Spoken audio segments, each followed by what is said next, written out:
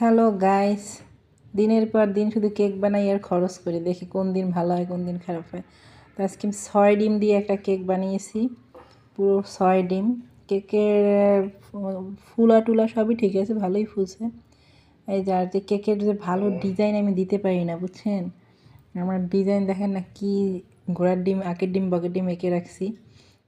এই যে এক একটা ফুল দিছি, কোনো রকম ক্রিম একটু শর্ট ছিল যার জন্য ভালো করে কভার আপ করতে পারিনি।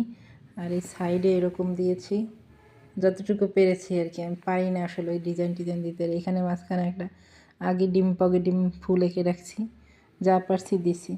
যাই হোক, মনে হয় না দেখি বাজার সুন্দর সুন্দর ফুল আঁকা যায় কিনা বা শেখা যায় কিনা, পরে একদিন ক্রিম দিয়ে বারবার ট্রাই করতে হবে।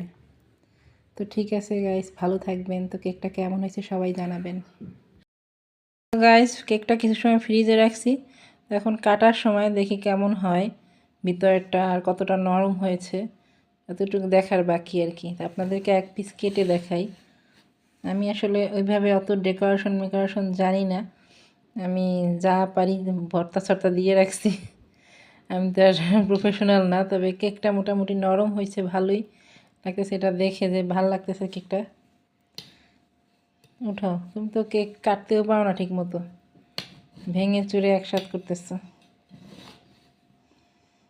যে বড় একটা পিস উঠানো হয়েছে। তো এই হচ্ছে কেকের ভিতরের সাইডটা, দেখো।